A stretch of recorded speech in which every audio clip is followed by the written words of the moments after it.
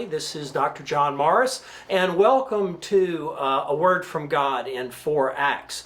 Right now I'm going to be doing Jonah 1:4 through 16, essentially the storm scene of Jonah. But I want to start with the structure, and this is very different than the first section. This is very much involved with characters, with people, with dialogue. Now again, Jonah is not going to give us a lot of dialogue, but he is going to show us a lot through the dialogue.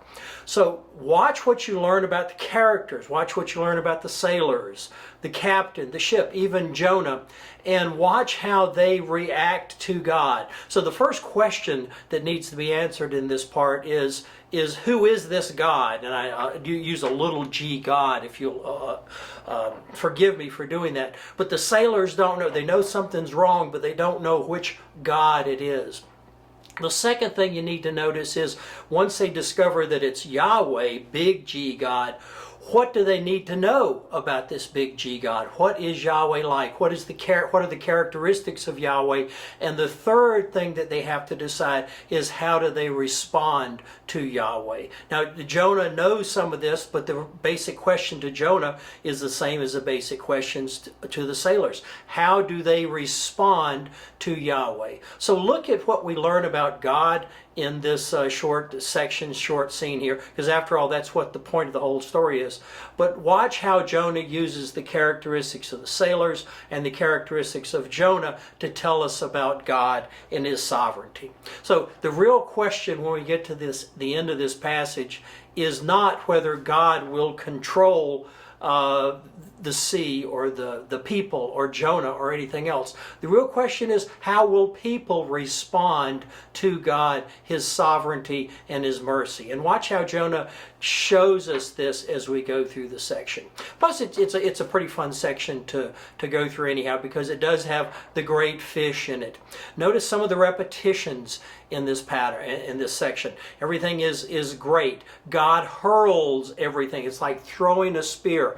It's like God using His special appointed weapon, whether that's the ship or the fish or the sailors or the sea, as we're going to see in the next section, the seaweed. So everything is under the control of God, and the only thing up to question is how will mankind respond to what God is going to do.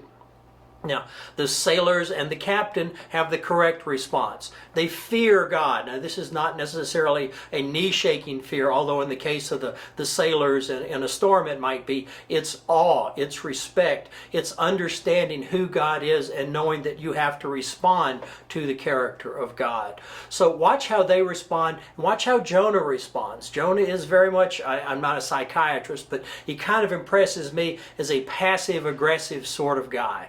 Is that he understands that he might have to do what God wants him to do, but he would rather die than do it. And his reaction in the book of Jonah is, well, go ahead, God, and kill me. Now, a couple of different ways to look at this. One is, I guess the more favorable way is that Jonah is convinced that God will show mercy in death. So Jonah is saying, I can't stand this life anymore. God, it's time for me to cast myself on your mercy into death. And God, so Jonah essentially kills himself, commits suicide, he thinks. And if you think about a land-dwelling, earthly-based, shepherd kind of Hebrew person, drowning at sea is probably the worst kind of death possible. But Jonah is willing to trust God's mercy to do something with him after death. But God responds in mercy to Jonah in a way that Jonah does not expect, and we'll see that in the next section. So God preserves Jonah, but He preserves him even from death, and He puts him back into life to do what God wills. So God's will be accomplished. So watch how that works out. Enjoy the story, and then I'll see you around the forums or in the next video. Bye-bye.